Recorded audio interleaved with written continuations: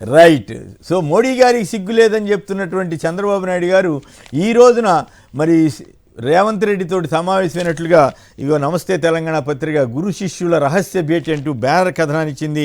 బేగంపేట ఎయిర్పోర్ట్లో కలుసుకున్న బాబు రేవంత్ 2 గంటల సేపు చర్చలు జరిపారు.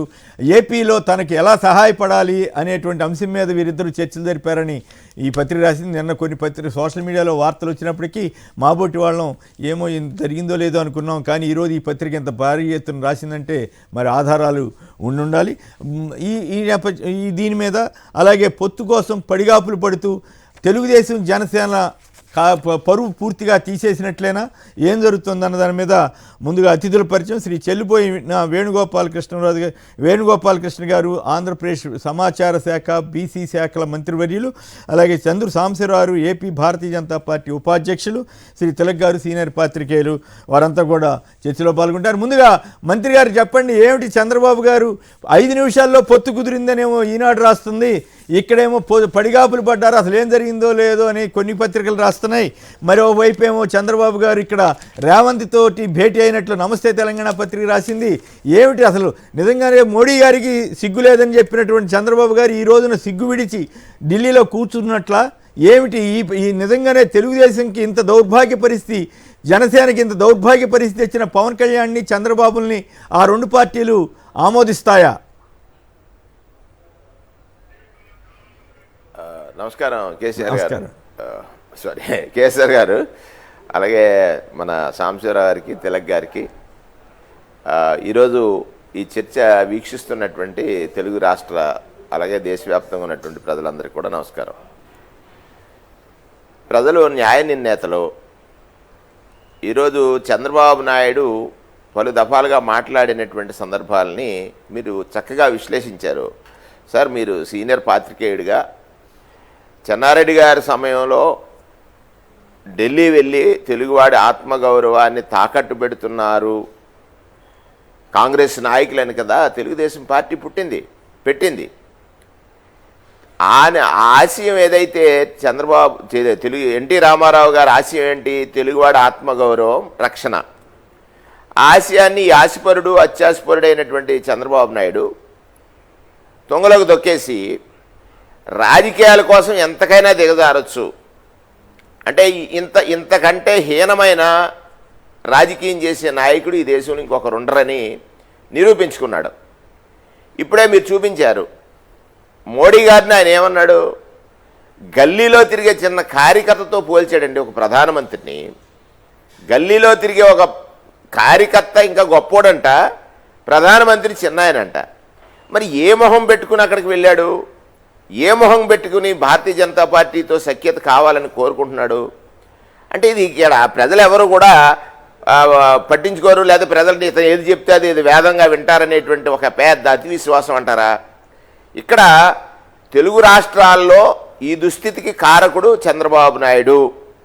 తెలుగు రాష్ట్రంలో అంటే ఆంధ్రప్రదేశ్ రాష్ట్రంలో ప్రత్యేకంగా అతని అత్యాశ వల్ల ఆంధ్రప్రదేశ్ రాష్ట్రం పూర్తిగా నష్టపోయింది. ఇక్కడ మీరు ఇంకొక పాయింట్ కూడా చెప్పారు, గురు శిష్యుల రహస్య భేటీ అని.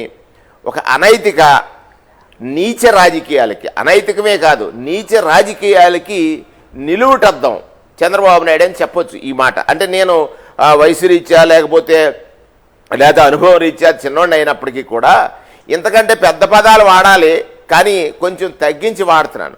ఇక్కడ అతను ఒక్కటే లక్ష్యంగా ఎంచుకుంటాడు, అధికారం కోసం ఎవడి కాళ్ళైనా పట్టుకుంటారు, ఏ స్థితికైనా దిగజారిపోతాడు, ఎన్ని అబద్ధాలైనా ఆడతాడు, చెప్పింది ఏది చేయకపోయినా ప్రజలు ఏమీ చేయలేరనేటువంటి అతి విశ్వాసంతో ఉన్నాడు.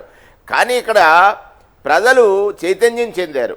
అతను నమ్మినటువంటి ఈనాడు, అతను నమ్మినటువంటి ఆంధ్రజ్యోతి పత్రిక రోజు ఒక అసత్య కథనాలని ప్రచురించడం అనేటువంటిది వారికి పరిపాటి ఆనవాయితీ. అసలు పత్రికా విలువలకి పూర్తిగా తిలోదకాలిచ్చేసి 8-10 వయసు దాటినటువంటి రామోజీరావు గారు కానీ, రాధాకృష్ణ అంటే ఆయన కమర్షియల్గా వ్యాపారం కోసం ఉన్నటువంటి పత్రికా విలువలకి పూర్తిగా తిలోదకాలు ఇచ్చినటువంటి వ్యక్తి రాధాకృష్ణ గారు. వీళ్ళు రాసేటటువంటి రాతలు ఏమిటి? మొన్న చంద్రబాబు నాయుడు ఏమన్నాడు మోడీని, ఇవాళ చంద్రబాబు నాయుడు మోడీ దగ్గరికి వెళ్ళి ఏమంటున్నాడు, ఇవాళ పొత్తుల కోసం పాకులాట దేనికోసం? ఇప్పుడే మీరు నమస్తే తెలంగాణలో జయభారత్ సంబంధించినటువంటి విషయం చెప్పారు. ఆ కంపెనీలో ఇతను ఏదైతే స్కామ్కి ఎట్లాగ తెరదీశాడనేది. ఒక్కటి, సర్పంచ్ స్థాయి వ్యక్తిని కూడా నేను చూశాను. నేను 2001లో జిల్లా పరిషత్ మెంబర్ అయ్యాను సార్. 95లో ముఖ్యమంత్రి అయిన తర్వాత చంద్రబాబు నాయుడు, అప్పటి వరకు సర్పంచెస్ పబ్లిక్ మనీకి కస్టోడియన్స్గా ఉండేవారు. సర్పంచ్లు ఎవరు వర్కులు చేసేవారు కాదు. ఇతను వచ్చిన తర్వాత జన్మభూమి పేరుతో తన వర్గీయుల యొక్క ప్రాంతాల్లో రోడ్లు వేసుకోవడం కోసం 30% కాంట్రిబ్యూషన్ పెట్టాడండి. ఈ దేశంలో ఒక ఎస్సీ లేకపోతే ఒక బీసీ 30% కాంట్రిబ్యూషన్ కట్టగలడా? ఇది ఒక దోపిడీకి ఒక మార్గం కదా. 30% కాంట్రిబ్యూషన్ అని పేరు పెట్టి ఆ విషయాల తర్వాత మాట్లాడచ్చు. ఇక్కడికి ఇంతకీ చంద్రబాబు గారు అక్కడ పడిగాపులు పడుతున్నట్లేనా? ఎందుకు మోడీ గారికి సిగ్గు లేదని చెప్పినటువంటి చంద్రబాబు గారు ఇప్పుడు సిగ్గు విడిచి అక్కడ కూర్చున్నట్లేనా? ఒక 5 నిమిషాల్లో పొత్తు అయిపోయిందని ఈనాడు రాస్తోంది. మరి ఆ బిల్డప్కి ఇప్పుడు అక్కడ జరుగుతున్న దానికి పోలిక ఏమైనా ఉందా? ఏమిటి అసలు వాస్తవం ఏమనుకుంటున్నారు? నిజంగానే తెలుగుదేశం పరువు ఆంధ్రులకి ఎట్లాగో వీళ్ళిద్దరు రిప్రజెంటేటివ్స్ కాబట్టి మొత్తం ఆంధ్రుల పరువు పోయిందని అనుకోకపోయినా కనీసం తెలుగుదేశం పార్టీ జనసేనల పరువు అయినా పోయినట్లే కదా. వాళ్ళ కార్యకర్తలు, వాళ్ళ ఆత్మాభిమానం, వాళ్ళ అభిమానుల యొక్క ఆత్మాభిమానాన్ని చంద్రబాబు అలాగే పవన్ కళ్యాణ్లు ఆ యమునా నదిలో ముంచేసినట్లే అవుతుందా కాదా? ఖచ్చితంగా వాళ్ళు ఇవాళ భారతీయ జనతా పార్టీ దగ్గరికి వెళ్ళి ముందే ఒక పొత్తు అని పెట్టుకున్నారు. జనసేన, తెలుగుదేశం. భారతీయ జనతా పార్టీ ఒక నేషనల్ పార్టీతో కూర్చుని సమాలోచన చేయకుండా వీళ్ళ నిర్ణయాలు వీళ్ళు ప్రకటించేసుకుని మళ్ళీ వాళ్ళు అడిగిన దానికి ఒప్పుకోవటానికి వెళ్ళారు. వెళ్ళిన తర్వాత తెలుగుదేశం పార్టీ లేదా జనసేన పార్టీలో పనిచేసి ప్రతి కార్యకర్త కూడా ఇవాళ ఆందోళనలో ఉన్నారు. కేసీఆర్ గారు ఆందోళనలో ఉన్నారు. ఎందుకంటే ఎవరి సీట్లు ఎగిసిపోద్దో తెలియదు, వారు ఏమడుగుతారో తెలీదు. ఖచ్చితంగా చంద్రబాబు నాయుడు ఇవాళ తెలుగుదేశం పార్టీలో పనిచేసేటువంటి కార్యకర్తల జీవితాలు ఫణంగా పెట్టడానికి కూడా సిద్ధపడ్డాడు. తెలుగుదేశం పార్టీలో పనిచేసేటువంటి కార్యకర్తలు ఎవరైతే ఉన్నారో వాళ్ళు ఏమైపోయినా పర్వాలేదు, తనకు అధికారం కావాలి.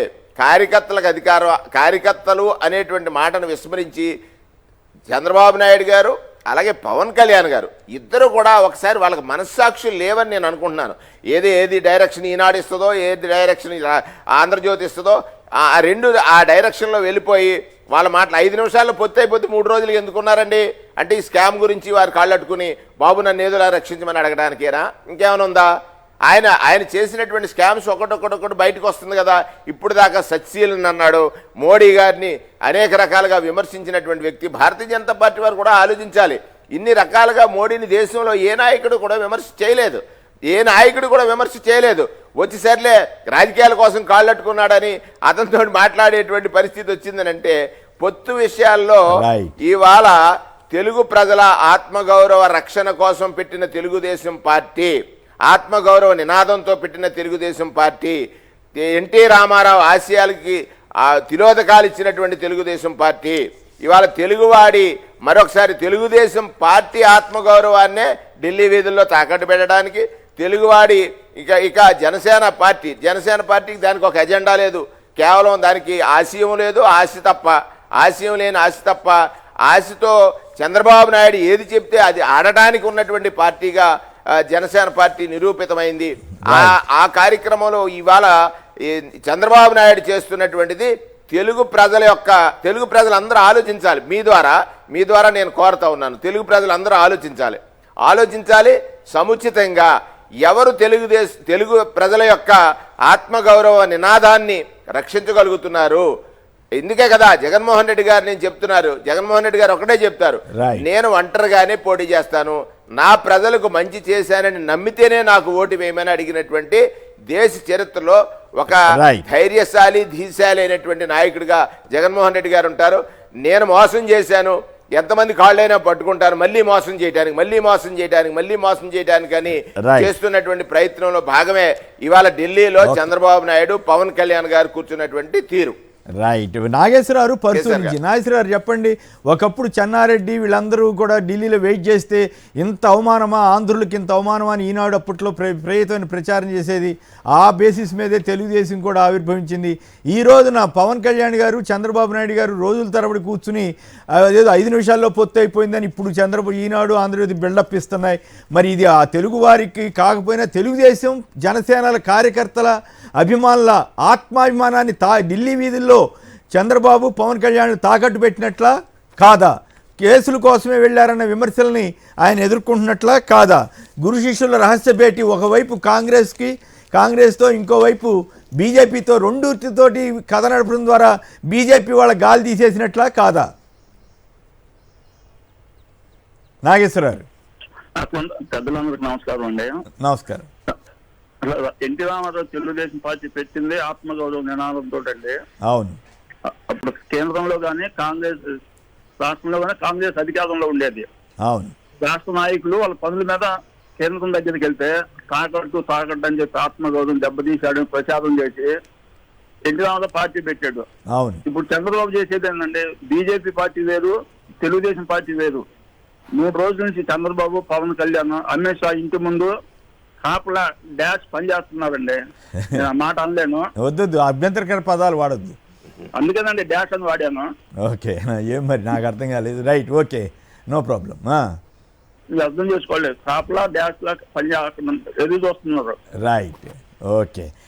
కేపీ రెడ్డి గారు అనంతపూర్ నుంచి. కేపీ రెడ్డి గారు నమస్కారం, మాట్లాడండి.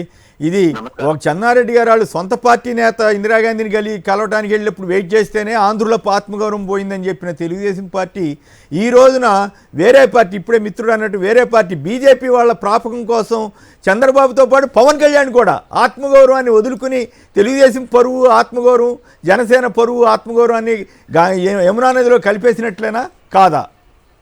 అంతే సార్. అంతేనా? అంతే సార్. ఎందుకంటే బీజేపీ వాళ్ళు ఒకప్పుడు మాకు 2 పార్లమెంట్ సీట్లే ఉన్నాయి, మేము సొంతంగా ఎదుగుతామని ఎంతో గాంభీకాలు పెట్టుకుంటూ వచ్చినారు సార్. అలాంటప్పుడు ఆంధ్రాలో ఎదగలేరా వాళ్ళు పార్టీకి?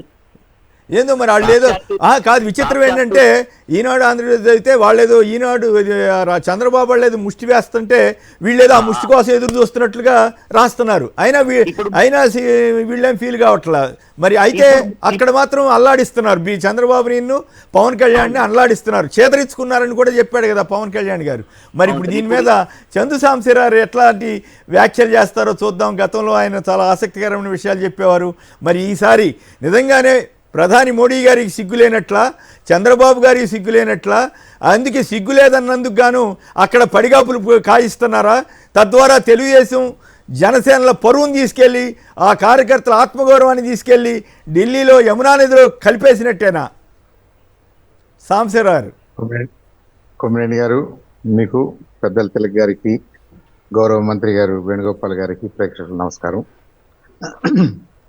అంటే తప్పులు జరుగుతుంటాయి సార్. గతంలో ఏం జరిగిందో ఇప్పుడు సోషల్ మీడియా ఉంది కాబట్టి మనం పదే చూడగలుగుతున్నాం. ఐ థింక్ మీరు ఆ ప్రశ్న చంద్రబాబు నాయుడు గారు నిలబెట్టి అడిగితే ఆయన మాత్రం ఏం చేస్తాడు, బిక్కమొహం వేస్తాడు. సో అనేసాడు, తప్పులు అనేసారు. ఆ సందర్భంలో అనేక రకాల తప్పుడు మాట్లాడారు. తప్పు తెలుసుకుని ఉంటారు. అలా కాదు, నరేంద్ర మోడీ గారు ఇంపార్టెంట్, ఆయన దేశ ప్రధాని, క్షమాపణ చెబుతాడా కనీసం? మరి ప్రైవేట్ గా చెప్తారని తెలియదు, పబ్లిక్ లో పొలిటీషియన్స్ చెప్పరు కదా. ఐ డోంట్ నో, అది ఆయన విఘ్నతకు వదిలేద్దాం. అంటే గతంలో ఇవన్నీ జరుగుతున్నాయి కాబట్టి ప్రజలందరూ కూడా వాచ్ చేస్తుంటారు. వాళ్ళు ఏం అమాయకులు కాదు. మరి ముఖ్యంగా మనం గమనించాల్సింది మన బిహేవియర్ని, మనం ఏ విషయం మీద ఎంత కన్సిస్టెంట్గా ఉన్నాం అనేది అన్ని నాయకులకి అందరికీ ఇంపార్టెంట్. అది ఏ పార్టీ వాళ్ళకైనా ఇంపార్టెంట్. నరేంద్ర మోడీ గారికి ఇంపార్టెంట్, జగన్మోహన్ రెడ్డి గారికి ఇంపార్టెంట్, చంద్రబాబు గారికి అంతే ఇంపార్టెంట్.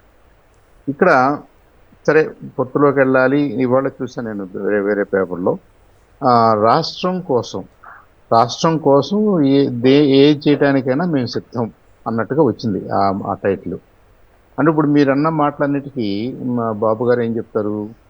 రాష్ట్రం కోసం, రాష్ట్ర ప్రగతి కోసం మేము ఎన్ని ఇబ్బందులైనా పడతాము, ఎవరి దగ్గరికైనా వెళ్తాము, మాకు నచ్చినా నచ్చకపోయినా మేము కలిసి పనిచేస్తామనే వాదనలోకి వస్తారు.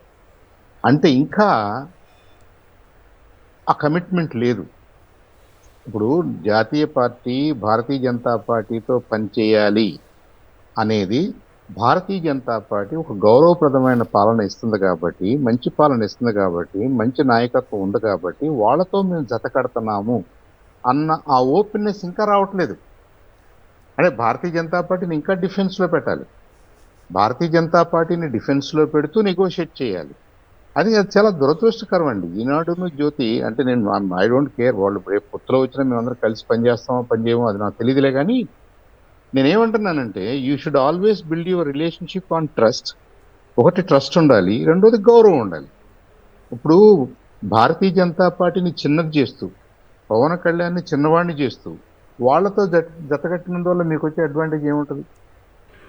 నా పార్ట్నరు బలవంతుడు అని చెప్పుకోవడంలో, బలవంతులందరూ ఒక చోటకు వచ్చారని చెప్పుకోవడంలో అడ్వాంటేజ్ ఉంటుంది. కానీ ఇప్పుడు పవన్ కళ్యాణ్కి ఏమీ లేదు, భారతీయ జనతా పార్టీకి ఏం లేదు, కానీ రాష్ట్రం కోసం మేము తప్పనిసరి పరిస్థితుల్లో ఈ కార్యక్రమాలు చేస్తున్నాం. దాని మీనింగ్ ఏంటో నాకు అర్థం కావట్లేదు రియల్లీ. అంటే ఇర్రెస్పెక్ట్ ఆఫ్ పొలిటికల్ ఇది కనోటేషన్స్, అలాంటి సిచ్యువేషను ఏ టీం మెంబర్కి కరెక్ట్ కాదు. ఇప్పుడు నేను వచ్చి ఇక్కడ కూర్చున్నానంటే నా ప్యానల్ మెంబర్స్ నాకంటే మంచివాళ్ళు, పెద్దవాళ్ళు, సీనియర్స్ అన్నప్పుడు నాకు గౌరవం ఉంటుంది. కానీ అదర్వైజ్ నాకేం గౌరవం ఉంటుంది? అంటే మీరు బాగా చాలా బాగా కామెంట్ చేశారు సాంబశివరావు.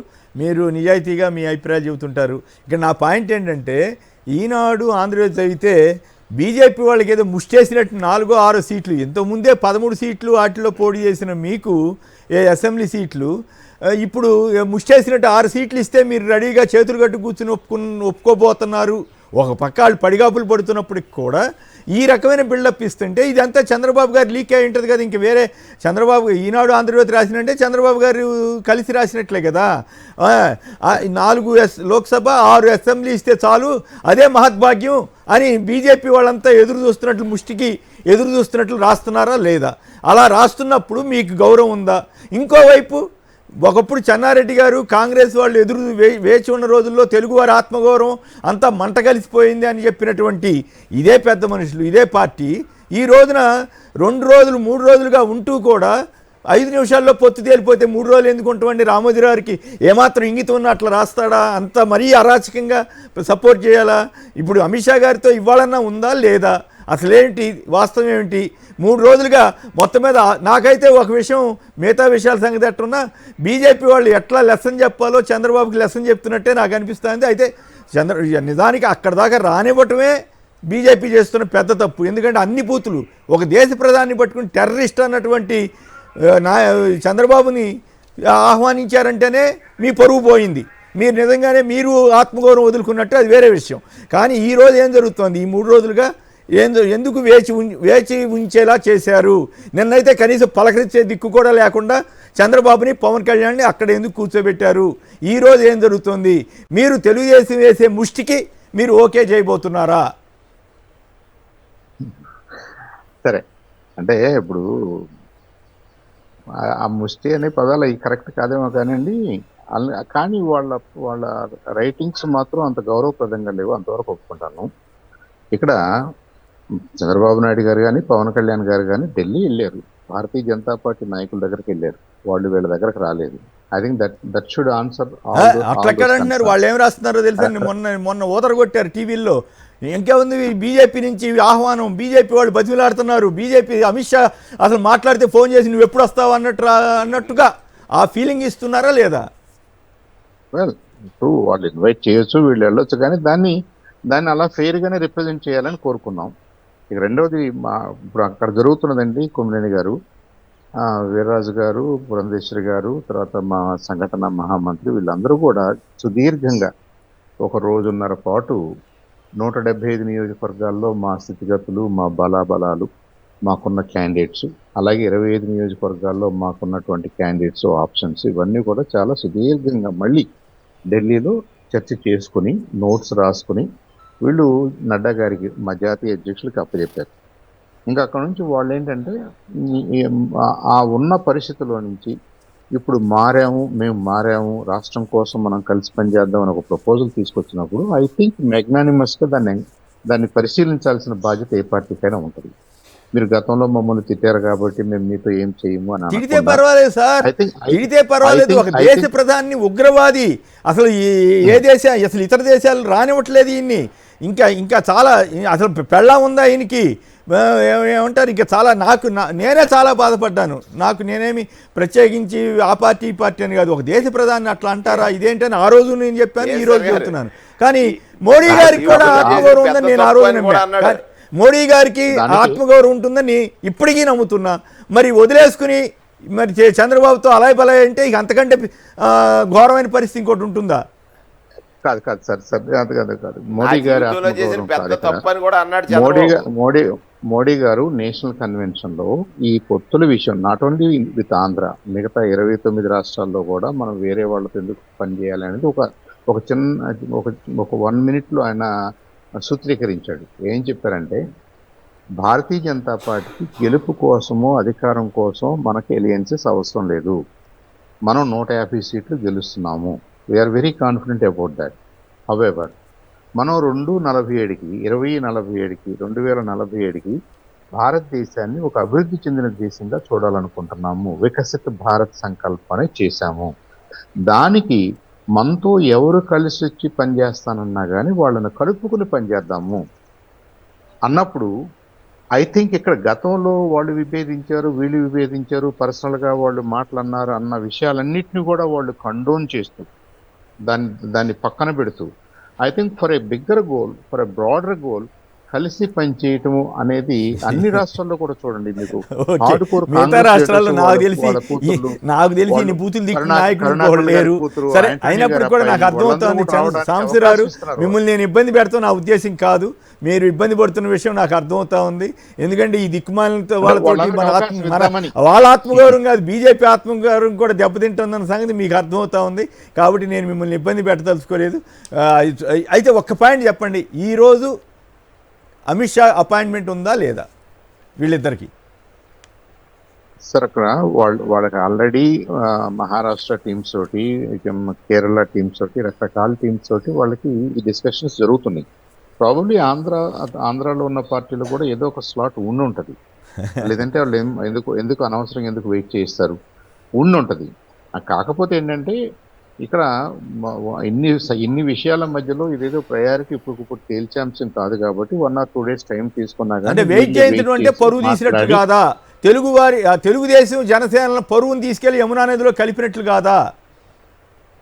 అది అప్పట్లో ఆ మాట రాసిన వాళ్ళు ఆల్రెడీ పవన్ కళ్యాణ్ గారు భారతీయ జనతా పార్టీ పెద్దలు నన్ను చాలా దారుణంగా తిట్టారు, అవును, ఈ చంద్రబాబు నాయుడుతో కలిసినందుకని చెప్పి ఒక కామెంట్ కూడా ఆయన చేశారు. బీజేపీ వాళ్ళని చెప్పాడు కదా, దారుణంగా చేదరించుకున్నారు, తిట్టారు, నన్ను ఎన్నో బాధలు పడ్డాను, ఎన్నో అవమానపడ్డాను. నేను అన్నాడు కదా ఎవరు పవన్ కళ్యాణ్ గారు భారతీయ జనతా పార్టీ పెద్దలు ఈ చంద్రబాబు నాయుడుతో కలయికని ఆల్రెడీ కామెంట్ చేసింది ఆయన. ఎవరు పవన్ కళ్యాణ్ గారు బహిర్గతంగానే చెప్పాడు, ఎన్నో మాటలు పడితే అవమానాలన్నీ భరించానని చెప్పాడు. రైట్, ఒక్క నిమిషం. సాంబశివరావు గుంటూరు నుంచి ఒకరి లైన్లో ఉన్నారు. సాంబశివరావు నమస్కారం, మాట్లాడండి. మీరేమంటారు? ఇది ఎవరు సిగ్గుపడుతున్నారు, ఎవరు సిగ్గుపడటం లేదు, ఎవరు ఆత్మగౌరవాన్ని తీసుకెళ్లి మూసీ నదిలో కలుపుకుంటున్నారు, ఏంటి మీ అభిప్రాయం ఏంటి? అక్కడున్న పెద్దలకి నమస్కారం, మీకు ప్రత్యేక ధన్యవాదాలండి. ఆత్మగౌరవం అనేది బీజేపీ వాళ్ళకే పోయిందండి. ఎందుకంటే ఒక్క విషయం అండి, ఆత్మగౌరవం బీజేపీ వాళ్ళకి ఎందుకు పోయిందంటే రాష్ట్రం కోసం 2014-19 మధ్య కలిసి ఉన్నారు. కలిసిన తర్వాత దేశంలో ప్రధానమంత్రిని వ్యక్తిగతంగా మమతా బెనర్జీ లాంటి వాళ్ళు ఇంకొకళ్ళు ఎవరు ఎంత మాట అనలేదు. అలాంటి కరుడు కట్టిన మమతా బెనర్జీ అపోజిషన్ వల్లే మోడీ గారిని వ్యక్తిగతంగా తిట్టలేదు. చంద్రబాబు నాయుడు గారు వ్యక్తిగతంగా ఆ రకంగా తిట్టి చంద్రశేఖరరావు గారు తప్పు చేశారేమో, తప్పును సరిదిద్దుకున్నారు, రాష్ట్రం కోసం ఉన్నారు. రాష్ట్రం ఇప్పుడు బాగానే ఉందండి. రాష్ట్రం పాడైపోయిందంటే ప్రత్యేక హోదా దాని గురించి మీరు మాట్లాడారు. అంటే జనసేన ఇంకా మాకు పప్పులోనే ఉందని ఆత్మగౌరవం బాగొస్తున్నారు బీజేపీ వాళ్ళు. వాళ్ళు అక్కడ విడాకులు ఇచ్చి ఇక్కడ పెళ్లి చేసుకొని సుఖంగా సంసారం చేసి సీట్లు కేటాయించుకొని సంబంధం లేకుండా ఢిల్లీ నుంచి గల్లీ వరకు బీజేపీ నాయకులు వీళ్ళందరూ పవన్ కళ్యాణ్ మాకు పప్పులో ఉన్నాడు, మాకు ఒకసారి పవన్ కళ్యాణ్ గారు కూడా టీడీపీని ఉద్దేశించి గతంలో ఏమన్నాడో ఇవాళ ఆయన కూడా ఆత్మగౌరవాన్ని వదులుకుని చంద్రబాబుతో ఎట్లా కలిసాడో చూద్దాం. ఒకసారి ఆ బయట విన్న తర్వాత తెలక్ గారు మాట్లాడతారు. ఈ అలయన్స్ ఒక దశాబ్ద కాలం పాటు ఉండాలి కనీసం. వాళ్ళకి 10 సీట్లు 15 సీట్లు పడేస్తే వాళ్ళు తిరుగుతారండి. పవన్ కళ్యాణ్ జనసేన సైనికులు మనల్ని కించపరిచింది అది. వాళ్ళకి వాళ్ళ కుక్క బిస్కెట్లు పడేసి 15 సీట్లు పడేసి ఇది వాళ్ళ అన్న మాటలు బాధ కలగదా మనకి? అంటే మీరు పడేస్తే భిక్ష వేయడానికి ఏమనుకుంటున్నాం? మేము జన సైనికులు, ప్రజల కోసం పనిచేసే వాళ్ళం. తెలుగుదేశం నాయకులు నా మీద ఎన్ని వెటకారాలు నాకు తెలుసు కదా. వాళ్ళు ఎంత స్థాయికి వెళ్ళిపోయారంటే కొంతమంది, వాడు మా ఉంపుడు మేము ఉంచుకున్నాను వాడ పడుంటాడు ఇట్లా అంటే నా మీద మాట, వాడు మా ఉంపుడు మేము ఉంచుకున్నాను వాడ పడుంటాడు ఇట్లా అంటే నా మీద మాట. రైట్. తెలుగు గారు చెప్పండి, ఎట్లా ఈ తెలుగుదేశం ఆత్మగౌరవాన్ని తీసుకెళ్లి యమునా నదిలో ముంచేసినట్టయినా వీళ్ళిద్దరూ కలిసి చివరికి వాళ్ళిద్దరు పరువు తీసుకుని బీజేపీ పరువును కూడా తీసుకుని ఏమిటి ముగ్గురు కలిసి సాధించేది ఏమిటి? వాళ్ళేమో ముష్టి వేస్తున్నామంటున్నారు, వీళ్ళేమో ఆ ముష్టి కోసం ఎదురు చూస్తున్నట్టు ఈనాడు ఆంధ్రజ్యోతి రాస్తున్నాయి. నమస్కారం అండి శ్రీనివాస్ గారు, ప్యానల్లో ఉన్న పెద్దలకి నమస్కారం. సార్, ఇక్కడ పొత్తు అనే దానికి ఒక విధానపరమైన నిర్ణయం ఉంటారు. ఆ విధానం ఏమిటి? బీజేపీకి ఒక స్పష్టమైన అభిప్రాయం ఉంది. ఆ విధానం ఇప్పుడు సాంబశివరావు చెప్పినట్టుగా. కానీ తెలుగుదేశం పార్టీకి, జనసేనకి విధానం ఏమిటి? ఈ రోజుకి బయటపెట్టు. వాళ్ళ ఉద్దేశం విధానం అంటే రాజకీయంగా మేము అధికారంలో ఉండడం, అది ఒకటే విధానం వాళ్ళది. ఇది దీన్ని గనక మనం పరిభాషలో చెప్పాలంటే రాజకీయ వ్యభిచారం అన్నారు. ఇది ఆత్మగౌరవం వ్యభిచారులకు, వేశ్యలకు ఉండదు. ఈ వాళ్ళు ఎవరితో అవసరం ఉంటే వాళ్ళతో ఆ వ్యభిచారానికి సిద్ధపడతారు. కాబట్టి ఆ ధోరణి కూడా అదే. నేను బీజేపీని అంటలేదు, బీజేపీకి ఒక విధానం ఉందని చెప్పాను. తెలుగుదేశం పార్టీ, జనసేన పార్టీలకు ఈ రాష్ట్రంలో దాదాపుగా వైసీపీ తప్ప అన్ని పార్టీలతో సంబంధాలు పెట్టుకున్నారు, అన్ని పార్టీలతో పొత్తులు పెట్టుకున్నారు, బయటకు వచ్చారు. వారికి అధికారంలో ఉండడమే విధానం తప్ప మరొకటి కాదు. ప్రజా ప్రయోజనాలు కాదు, రాష్ట్ర ప్రయోజనాలు కాదు.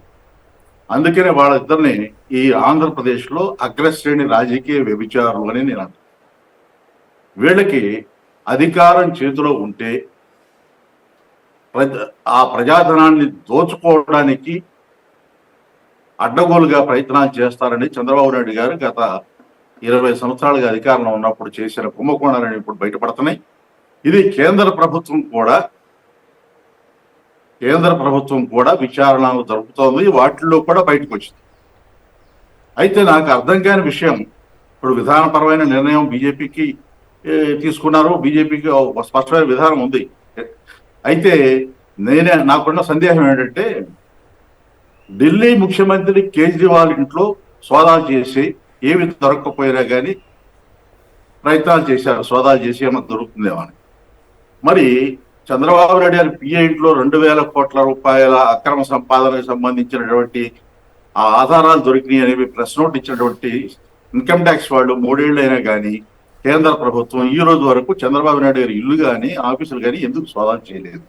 ఇది నాకున్న సందేహం. కాబట్టి తెలుగుదేశం పార్టీని విలీనం చేసుకోవడానికి భారతీయ జనతా పార్టీ గత 3 ఏళ్ళుగా ప్రయత్నం చేస్తోందేమో. ఆ ప్రయత్నాలు సఫలం కాకపోవడంతో ఇప్పుడు పొత్తు అని చంద్రబాబు నాయుడు గారు చేస్తున్న ప్రయత్నాలకు సానుకూలంగా స్పందించి అపాయింట్మెంట్ ఇస్తున్నారేమో అని నాకు అనుమానం. అందువల్ల ఇది రాజకీయ పరిణామాలు కానీ, రాజకీయ చర్చలు కానీ, విధానపరమైనటువంటి పొత్తులు కానీ అని నేను అనుకోవడం లేదు. ఇది కేవలం అగ్రశ్రేణి రాజకీయ వ్యభిచారులు చేస్తున్నటువంటి సిగ్గులేని ప్రయత్నం. ఇంకొక మాట చెప్పదలుచుకున్నాను. చంద్రబాబు నాయుడు గారికి, పవన్ కళ్యాణ్ గారికి రాజకీయాల్లో విలువలు అక్కర్లేదు, మాకు ఇలాగే వ్యభిచారం చేస్తామంటే విజయవాడ బీసెంట్ రోడ్లో కానీ, హైదరాబాద్ కోటిలో కానీ 100 రూపాయలు ఖర్చు పెట్టి సిగ్గు శరం కొనుక్కుంటే మంచిదని నా సలహా. అంటే ఇక్కడ మీరు ఆ 2 పార్టీలు అంటున్నారు, ఒకవేళ వీళ్ళతో కలవటానికి ఒప్పుకుంటే బీజేపీకి కూడా అదే మీరు చెప్పిన సూత్రమే వర్తిస్తుంది కదా. వాళ్ళు ముష్టి, ఇప్పుడు ఈనాడు ఆంధ్రప్రదేశ్ అయితే వాళ్ళు ముష్టి వేసినట్టే వేసే 5 సీట్ల కోసం కక్కుర్తి పడ్డారనుకోండి, అంత పెద్ద నాయకులు, దేశాన్ని వెళ్తున్న వాళ్ళు, మరి అప్పుడు వాళ్ళకి వర్తించదా మీరు చెప్పే విషయాలన్నీ? ఇప్పుడు ఒకటండి, తెలుగుదేశం పార్టీ ప్రయత్నం ఎందుకంటే బీజేపీతో పొత్తుకి, బీజేపీ కేంద్రంలో అధికారంలో ఉంది కాబట్టి అధికారంలో ఉన్న పార్టీ అండ ఉంటే పోలీసులు దాడులు ఉండవు. ఎందుకంటే మనం 2019 ఎన్నికల్లో చూసాం, పోలీసు వాహనాల్లోనే ఎన్నికల్లో డబ్బులు పంచారు. సో ఆ బెడద తప్పుతుంది కేంద్ర ప్రభుత్వం అండ ఉంటే. రెండు, ఆ బీజేపీ అండ ఉంటే ఇక్కడ ఓట్ల శాతం పెరుగుతుందనే నమ్మకం లేకపోయినా రాజకీయంగా ఒక అధికారం చెలాయించడానికి పోలీసులు కానీ ఎవరు కానీ దగ్గర రాకుండా భయపెట్టడానికి వీలవుతుందనేది వారు చంద్రబాబు నాయుడు గారి ఆలోచన. మూడవది, ఆయన కేసుల నుంచి బయటపడటానికి ప్రధానమైన కారణం పొత్తులు ప్రయత్నం చేస్తున్నారని నేను అనుకున్నా. ఈ రోజు సీట్ల కోసం మరొక దానికోసం అని నేను అనుకోవట్లేదు. అయితే అందుకోసం ఇప్పుడు చంద్రబాబు గారు పవన్ కళ్యాణ్ ఇద్దరు ఇట్లా వెయిటింగ్ చేయడం ద్వారా పూర్తిగా తెలుగుదేశాన్ని జనసేన కార్యకర్తల ఆత్మాభిమానాన్ని తీసుకెళ్లి పాతరేసినట్లా అవుతుందా అవదా? ఆ కార్యకర్తలు భరిస్తారా ఇట్లాంటి ఇంత ఘోరమైన అవమానాన్ని భరిస్తారా? బీజేపీ వాళ్ళు అవమానిస్తున్నట్లే కదా ఒక రకంగా టిట్ ఫర్ టాట్ అన్నట్లుగా. చంద్రబాబు అంత ముందు చేసిన దాన్ని వీళ్ళు టిట్ ఫర్ టాట్గా బీజేపీ వాళ్ళు ఇప్పుడు ఆ రకంగా అవమానిస్తున్నట్లే కదా. నేను ఒక మాట చెప్తాను శ్రీనివాస్ గారు, బీజేపీ వాళ్ళు అవమానిస్తున్నారని అన్నాం. వీళ్ళు సిగ్గు లేకుండా అపాయింట్మెంట్ లేకుండా ఢిల్లీలో ఎందుకు వెయిట్ చేస్తున్నారు? అపాయింట్మెంట్ ఉంటే వెళ్ళాలి కేంద్ర మంత్రులు కానీ ప్రధానమంత్రి గారు. మమ్మల్ని ఏదో పిలుస్తున్నారనే వాళ్ళ పత్రికల్లో రాయించుకుని వాళ్ళ మీడియాలో ప్రచారం చేసుకుని మమ్మల్ని పిలుస్తున్నారు, మా కోసం మోడీ గారు అమిత్ షా గారు వెయిట్ చేస్తున్నారు అన్నట్టుగా ప్రచారం చేసుకుని ఢిల్లీ వెళ్ళి ఆ పడిగాపులు పడుతున్నారంటే వీళ్ళిద్దరి వలన ఆంధ్రుల ఆత్మగౌరవం నడిబజార్లో నవ్వులు పాలు అవుతుంది తప్ప బీజేపీ వాళ్ళకి అవుతుందని నేను అనుకుంటున్నాను. రైట్. హనుమంతరావు గారు ఒంగోలు నుంచి. హనుమంతరావు గారు నమస్కారం, చెప్పండి, మీరేమంటారు? నమస్తే సార్. నమస్తే. ఏమంటారు, ఇది అసలు ఇంత జనం ఏమనుకుంటున్నారంటే వాళ్ళ అవసరాల కోసం ఏదైనా చేస్తారు. ఇప్పుడు వీళ్ళు జనసేన వాళ్ళు టీడీపీకి అయ్యారు, టీడీపీ వాళ్ళు జనసేనకి అయ్యారు. ఓకే, వాళ్ళిద్దరూ కలిసి ఢిల్లీలో ఆ రెండు పార్టీలు పరువు తీసేస్తున్నారు కదా, అట్లా ఎదురు కూర్చుని అట్లా బిక్కుమంట కూర్చుని. ఇవన్నీ వాళ్ళకి ఏం పని లేదు, వాళ్ళ అవసరం గడుపుకోవటమే, వాళ్ళు ఏదైనా చేస్తారు. అంతేనా? రైట్. వర్మ గారు విశాఖపట్నం. వర్మ గారు నమస్కారం, చెప్పండి.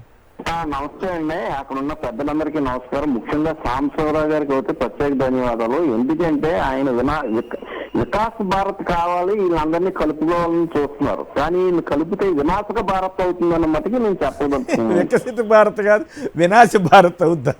అవుతుందండి. ఎందుకంటే ఇలాంటి వాళ్ళు మోడీ గారిని అంత గౌరవంగా మనం అంతా దేశ ప్రధాని సార్, ఆయన మనం ఎంత గౌరవంగా చదవాలి.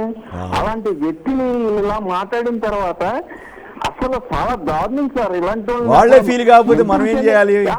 అసలు సార్ ఎందుకు క్షమించినారు వీళ్ళందరూ అర్థం కావట్లేదండి పరిస్థితి. అంటే ఇక్కడ సమస్య ఎక్కడ వచ్చిందంటే మిత్రమా, సాంబశివరావు వీళ్ళంతా కాస్త ఫెయిర్గా ఉండే పాలిటీషియన్స్, కానీ ఈయన కూడా తెలుగుదేశం నుంచి వెళ్ళినా కూడా ఈయన కొంచెం పద్ధతిగా ఉండే మనిషి. కానీ కొంతమంది పెద్ద పెద్ద వాళ్ళు డబ్బులు ఉన్న వాళ్ళంతా వెళ్ళారు కదా బీజేపీలోకి, వాళ్ళు ఎక్కువ మేనేజ్ చేస్తున్నారు ఆయా ఆఫీసుల్ని. పేర్లు చెప్పడం బాగుండదు, మళ్ళీ సాంబశివరావు ఇంకో రకంగా అనుకుంటారు. వాళ్ళే ఎక్కువగా రకరకాల ప్రలోభాలకు పెట్టి కూడా బీజేపీ వాళ్ళని అట్రాక్ట్ చేస్తున్నారనే ఒక టాక్ కూడా ఉంది. సాంబశివరావు ఫైనల్గా ఒక మాట చెప్పండి, రాజకీయ వ్యభిచారంలో సిద్ధహస్తులైపోయారు చంద్రబాబు పవన్ కళ్యాణ్ అని తిలక్ గారు అంటున్నారు, మీరేమంటారు? సరే, అది ఆ language he has the freedom to use that language అండి. నేనైతే అట్లా వాడను. కానీ ఐ థింక్ ప్రతి 5 సంవత్సరాలకి మనకి ఎగ్జామినేషన్ టైం వస్తుంది. ప్రతిపక్షాలు అదే అధికార పక్షం వాళ్ళ బలాల్ని, ప్రజల్లో అభిప్రాయాలని అంచనా వేసుకునే అవకాశం వస్తుంది. ఇక్కడ వ్యక్తిగతంగా నరేంద్ర మోడీ గారినో లేదంటే భారతీయ జనతా పార్టీనో తిట్టడం అనేది జరిగింది. అది దానికి ఆయన విఘ్నత కుదిరేద్దాం. మళ్ళీ ఇప్పుడు గాంధీ ఏం చెప్పాడు, ఒక చెంప పెడితే రెండో చెంప చూపించమన్నాడు అంతే. ఆయన కొట్టలేకని కాదు, కొట్టకూడదని కాదు. అబ్బో, ఇక్కడ మనం మోడీ గారు అట్లాంటి గాంధీ భావాలున్న వ్యక్తి అంటారా? ఇప్పుడు చూడండి మనం గెలుపోవటంలో ఇక్కడ ఆధారపడలేదు. ఆంధ్రప్రదేశ్లో తెలుగుదేశం ఉన్నా, జనసేన ఉన్నా లేకపోయినా భారతీయ జనతా పార్టీ పొలిటికల్ ప్రాస్పెక్ట్స్కి ఇబ్బంది లేదు. అది ఐ థింక్ ప్యానల్లో ఉన్న పెద్దలందరూ కూడా ఒప్పుకుంటారు. మరి అయినప్పుడు వీళ్ళని ఎందుకు అకామిడేట్ చేయాలి, ఏ కండిషన్స్లో అకామిడేట్ చేయాలంటే, ఒకటి ఒక స్ట్రే పొలిటీషియనో స్ట్రే పార్టీనో మనం ఆర్డర్లోకి తెచ్చుకునే బాధ్యత తీసుకున్నా మంచిదే. ఒకవేళ అవసరాలు ఏమైనా కావచ్చు, భారతీయ జనతా పార్టీకి అయితే అవసరాలు లేవు అనేది మనకు అర్థమవుతుంది. వీళ్ళ మీద డిపెండ్ అవ్వాల్సిన అవసరాలు కానీ వీళ్లతో భారతీయ జనతా అది పార్టీ వాస్తవం. కానీ కోరుకుంటుంది ఇప్పుడు కానీ చెప్పండి, ఏముండదు. ఈ పాయింట్ గురించి కూడా ఒక్కసారి చెప్పండి. గురు శిష్యుల భేటీ అని నమస్తే తెలంగాణ పత్రిక హైదరాబాద్లో పెద్ద బ్యానర్ వార్తనేసింది. ఒకవైపు రేవంత్ రెడ్డితో మంతనాలు, ఇంకోవైపు అమిత్ షా తోటి మంతనాలు. వీటిని ఎట్లా చూస్తారు? గతంలో తెలంగాణ ఎలక్షన్స్ అప్పుడు డైరెక్ట్గానే వాళ్ళు టీడీపీ వాళ్ళు జెండాలు పట్టుకుని గాంధీ భవన్లోకి వెళ్ళినా కూడా బీజేపీ వాళ్ళు ఏం ఫీల్ గారు, అమిత్ షా ఏం ఫీల్ గారు, నడ్డా ఏం ఫీల్ గారు, మోడీ గారు ఏం ఫీల్ గారా? మరి ఇక్కడ మళ్ళీ అయినా కూడా కలుపుకుంటారు. ఏమిటిది? ఇది నిజంగానే ప్రజలంతా ఇది సిగ్గులేని తనం, ఇదేంటి ఇంత దౌర్భాగ్యమా? అంత జాతీయ పార్టీకి ఇదేం కర్మ అని అనుకోరా? కొమరేని గారు, నేను ఇందాక కూడా ఇండైరెక్ట్గా ఒక మాట అన్నాను. నేను ఇక్కడ రేవంత్ రెడ్డి గారు హైదరాబాద్లోనే ఉంటారు, చంద్రబాబు నాయుడు గారు హైదరాబాద్లోనే ఉంటారు. వాళ్ళిద్దరూ ఎప్పుడైనా కలవచ్చు, ఎందుకంటే మేమంతా కలిసి పనిచేసాం. ఒకప్పుడు ఇబ్బంది ఎయిర్పోర్ట్ లో అదే నేను చెప్తున్నాను. అలాంటిది ఎయిర్పోర్ట్ లో కలిశారు అంటే దాన్ని ఇండైరెక్ట్ గానో డైరెక్ట్ గానో ప్రజలకు తెలియాలి అని, దాని ఇంపార్టెన్స్ ప్రజలకు తెలియాలి అని. తెలియటం ద్వారా ఏం చేయాలని ఇప్పుడు మీరు అనుకుంటున్నారు? మేము కాంగ్రెస్తో కూడా సంబంధాలు మాకున్నాయి, ఇండియాకు కూడా మేము వెళ్ళగలము, ఒకవేళ మీరు మమ్మల్ని అకామిడేట్ చేయకపోతే మేము అటు వెళ్దాము అనేమన్నా ఆర్టిస్ట్ బ్లాక్మెయిల్ చేయాలనుకుంటున్నారా? నాకు తెలీదు. అంటే చంద్రబాబు ఏపీలో కాంగ్రెస్ సాయం ఎట్లా తీసుకోవాలో, రేవంత్ ఎట్లా ఉపయోగపడాలో అన్న అంశమే చర్చించారని అంటున్నారు. అది వేరే, అది ఎప్పుడైనా చేయొచ్చు కదా అంటున్నాను. అది మీరు ఎయిర్పోర్ట్లో చేయాల్సినంత అవసరం ఏముంది? ఎయిర్పోర్ట్లో పైగా ఎన్ రూట్ ఢిల్లీ, మీరు ఢిల్లీకి వెళ్ళబోతూ ఎన్డీఏలో చేరాలని మీరు ప్రిపేర్ అయ్యి వెళ్తూ మధ్యలో కాంగ్రెస్ లీడర్ తోటి మాట్లాడుతున్నారంటే మేబీ కొద్దిగా ఆర్టిస్టింగ్ టాక్టిక్స్ ఏమైనా ఉపయోగించారా, లేదు అనుకోకుండా జరిగిందా? I don't know. మంత్రి గారి దగ్గర ఉన్న సమాచారం ఉందేమో అడుగుదామని, సమాచార శాఖ మంత్రి గారు కూడా కదా. మంత్రి గారు మీ దగ్గర ఉన్న సమాచారం వాళ్ళకు ఉంటుంది.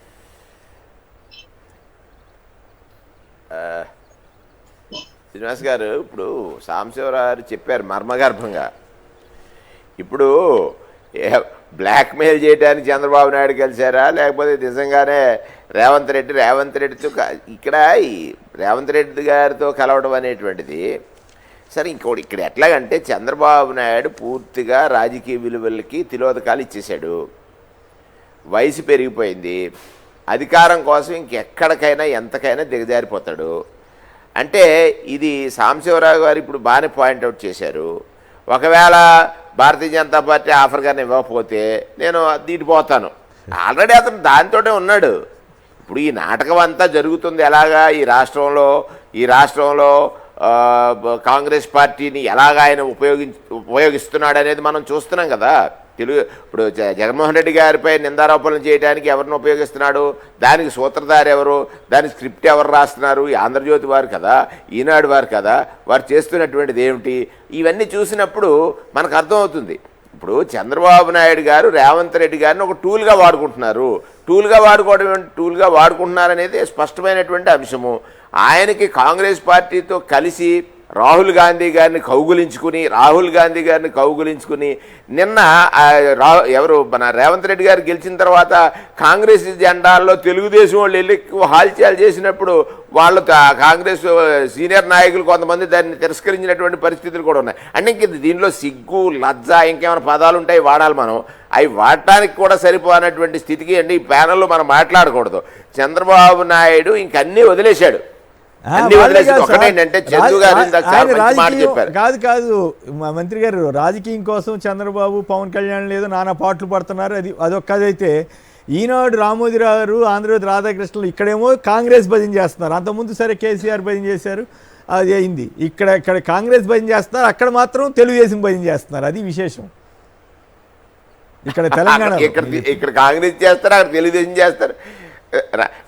చంద్రబాబు నాయుడు రాజకీయం అంతా కూడా వాళ్ళిద్దరి కోసమే, ప్రజల కోసం కాదండి, వాళ్ళిద్దరి కోసమే చంద్రబాబు నాయుడు రాజకీయాల్లో ఉన్నాడు. ఇటు రామోజీరావుని పెంచాలా, ఇటు రాధాకృష్ణ పెంచాలా, నాయుడిని పెంచాలా. ఇప్పుడు జర్నలిజంలో విలువలు లేనటువంటి వ్యక్తులుగా, చరిత్రలో లిఖింపదగినటువంటి వ్యక్తులుగా వాళ్ళు మిగరబోతున్నారు. ఇక్కడ నేనేమంటానంటే ప్రజల కోసం రాజకీయం చేయట్లేదు చంద్రబాబు నాయుడు కానీ, లేకపోతే పవన్ కళ్యాణ్ గారు కానీ. రామోజీరావు గారి కోసం చేస్తున్నారు, రాధాకృష్ణ గారి కోసం చేస్తున్నారు. అందుకే వీళ్ళకి తట్టనటువంటి ఐడియాస్ అన్ని వాళ్ళు రాస్తున్నారు. వీళ్ళకి తట్టనటువంటి ఐడియాస్ అన్ని వాళ్ళు రాస్తున్నారు. అక్కడ అర్థమవుతుంది కదా, ఇక్కడ కాంగ్రెస్ పార్టీకి అక్కడ చేయి అంటాడు, ఇక్కడికి వస్తులోకి ఏమో మన తెలుగుదేశానికి చేయి అంటాడు. తెలుగుదేశానికి జయ అనేటువంటి వ్యక్తి అసలు ఆ నైతికత అనేటువంటి టోటల్గా వదిలేసి, నైతికత అనే పదానాన్ని వదిలేసి టోటల్గా ఏదో ఒకటి రాసేయటం, నిందారోపణలు చేసేయటం, ఇంక ఏబీ అని ఉందంటే ఇంకా దానికి వేరే ఇంకా పర్యాయ పదం లేదు. అటువంటి మాటలు మనం మాట్లాడాల్సినటువంటి అవసరం ఉంది. ఇక్కడ అతను చంద్రబాబు నాయుడు ఇవాళ మీరు ముందుగానే చెప్పారు, జాతీయ పార్టీతో ఒప్పందం కుదుర్చుకోవాలనుకున్నప్పుడు ముందు అక్కడ ఒక చర్చ జరుగుతుంది. వీళ్ళిద్దరూ కలిసి కాపురం చేసి ఒకసారి పాపం ఎవరో మన పవన్ కళ్యాణ్ గారు ఢిల్లీ పెద్దల దగ్గర ఎన్నో అవమానాలు పడ్డాను, వాళ్ళు ఎంతో తిట్టేశారు, నన్ను తిట్టేశారని చెప్పాడండి ఓపెన్గా. ఢిల్లీ పెద్దలు తిట్టారు, నీకు సిగ్గులేదు అన్నట్టుగా మాట్లాడినటువంటి మాటలు కూడా ఆయన చెప్పాడు కదా మన కోసం. ఈ రాష్ట్ర ప్రయోజనాల కోసమా, చంద్రబాబు ప్రయోజనాల కోసమా, ఈనాడు ప్రయోజనాల కోసమా, రాధాకృష్ణ ప్రయోజనాల కోసమా, ఏబిఎన్ ప్రయోజనాల కోసమా అనేది ప్రజలకు అర్థమైపోయింది. ఇక్కడ వీళ్ళ రాతలుగానే ప్రజలు స్వీకరిస్తున్నారు తప్ప వీళ్ళ రాతలకు ఎక్కడ విలువ లేదనేటువంటిది. అంటే రాజకీయాల్లో పత్రికలు చదివి ఏం లేదు. మంత్రి గారు ఒక చిన్న సంక్షిప్తంగా కామెంట్ చేయండి. టైమ్స్ నౌ తాజా సర్వేలో 21 నుంచి 23 లోక్సభ సీట్లు వైఎస్ఆర్ కాంగ్రెస్కి వస్తాయని తాజా సర్వే చెబుతోంది. ఇన్ని ప్రయత్నాలు చేస్తున్నా చంద్రబాబు, పవన్ కళ్యాణ్ ఇప్పుడు బీజేపీని కూడా కలుపుకెళ్లాలని ప్రయత్నం చేస్తున్నా ఇప్పటికి కూడా వైసీపీ ఆ స్థాయిలో ఎట్లా స్థానాలు సంపాదించుకోబోతోంది? సంక్షిప్తంగా చెప్ప శ్రీనివాసరావు. ఇప్పుడు ఇక్కడ జగన్మోహన్ రెడ్డి గారు జనాన్ని నమ్మారు, దైవాన్ని నమ్మారు, జనంలో ఉన్నటువంటి దైవ స్వరూపాలను నమ్మారు. ఆయన అధికారం ఇస్తే ఆ జనానికి ఏ విధంగా సర్వీస్ చేశారో నమ్మారు. అందుకే ఈ సర్వేలన్నీ కూడా మాకు అనుకూలంగా ఉన్నాయి. వాళ్ళు ఎన్ని రకాల అసత్యాలు ప్రచారం చేసినా సర్వేలు జనం ఒకటే కదా, జనం చెప్పిందే కదా సర్వే అవుతుంది.